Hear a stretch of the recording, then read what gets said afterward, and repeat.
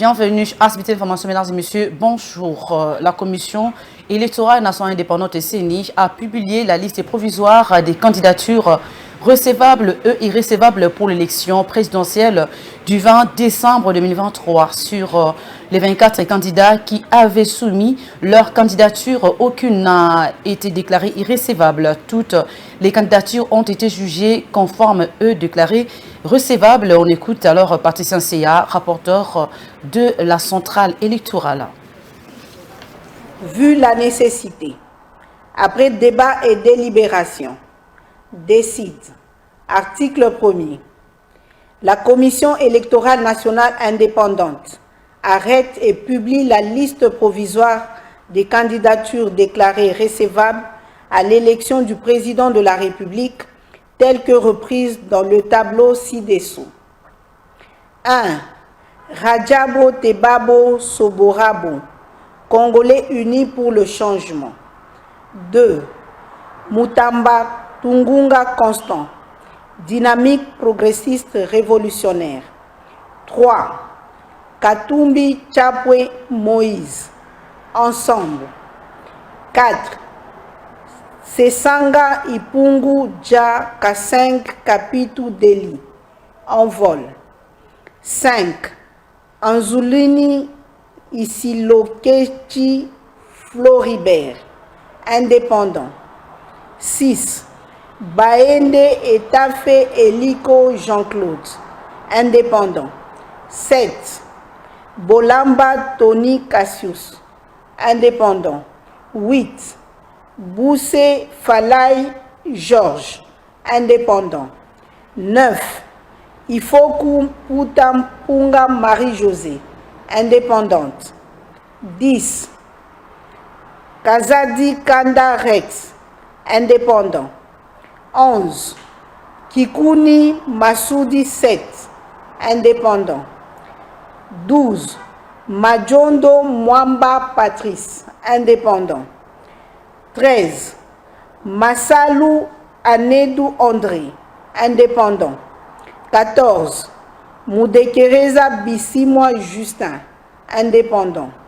15. Mukwege Mukengere Denis, indépendant. 16. Ngalasi Kourisini Agri, indépendant. 17. Ngoy Ilunga Wansenga Théodore, indépendant. 18. Kema Lilo Bokonzi Loli, indépendant.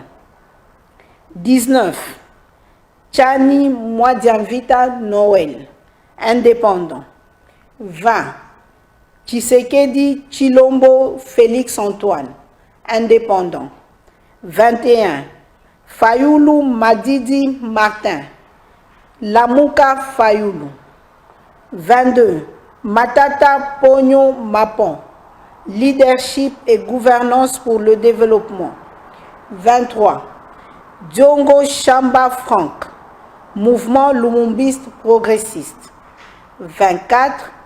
Mouzito Fumuchi Adolphe, Nouvel Élan. Article 2. Aucune candidature n'a été déclarée irrécevable. Article 3. Le membre du bureau ayant en charge l'inscription des candidats ainsi que le secrétaire exécutif national sont chargés, chacun en ce qui le concerne, de l'exécution de la présente décision qui entre en vigueur à la date de sa signature. Le chef de l'État, Félix Antoine Tshisekedi, a procédé à des nominations hier jeudi 19 octobre sur la télévision nationale. Dans la foulée, Christian Chiwewe Songesha, chef d'état-major des FARDC, avance en grade de passant de lieutenant général à général d'armée. On note également la réintégration dans l'armée de l'ex-colonel Edi Kapand, nommé au grade de général de brigade. Suivi. Quelques réaménagements sont enregistrés au sein des forces armées de la République démocratique du Congo et FARDC. En effet, le chef de l'État Félix Tshisekedi Tshilombo a procédé à des nominations lues le jeudi 19 octobre 2023 sur la télévision nationale. Dans la foulée, Christian Chiwewe Songesha, chef d'état-major du FARDC, avance en grade, passant de lieutenant général à général d'armée. Sont également promus Jacques Ndourou et Léon Richard Kassonga, désormais au grade de lieutenant général. L'autre importante annonce, c'est d'abord la réintégration dans l'armée de l'ex-colonel Edi Kapende Irung. Le président de la République Félix Tshisekedi l'en a même nommé à titre exceptionnel au grade de général de brigade. Ce n'est pas tout. Le nouveau général de brigade est aussi nommé commandant de la 22e région militaire du FARDC. Edi Kapende va gérer les 4 provinces issues de l'éclatement du Katanga. Edi Kapende, qui aurait fait surface dans le commandement militaire, a été gracié en janvier 2021. Et c'est après 21 ans de prison. Principal accusé lors du procès de l'assassinat de l'ancien président de la RDC, Mouzé Laurent Désiré Kabila, Edi Kapende avait en janvier 2003 écopé de la peine de mort, prison à perpétuité, aux côtés d'une trentaine d'autres personnes. Tous les assassins de Laurent Désiré Kabila, le traître, les commanditaires sont tous en liberté. Ne sont en prison que les innocents, avait-il déclaré en janvier 2018. Succédant ainsi au général Smith Giyanga à la tête de la 22e région militaire, le général de brigade Edi Kapende, 63 ans, a plusieurs défis à relever dans sa zone d'affectation. C'est principalement sur le plan sécuritaire dans un contexte électoral. Et pour finir, c'est sous le coup de 17h qui s'est produit un accident de circulation sur l'avenue Ngouma vers Montfleury dans la commune de Ngalemar. 2 motards se sont heurtés sensiblement et sont sortis avec des saignements et des fractures. Selon les témoins de l'événement, le non-respect du code de la route serait la cause principale de cet accident qui par la suite a occasionné un embouteillage terrible sur ce tronçon routier. Témoin de l'événement, Stani Massali. Dans son information, Maître Marc Kila, le numéro 1 du secteur des transports congolais, a cité quelques mesures qui sont en étude au niveau du gouvernement pour en finir avec les embouteillages dans la capitale.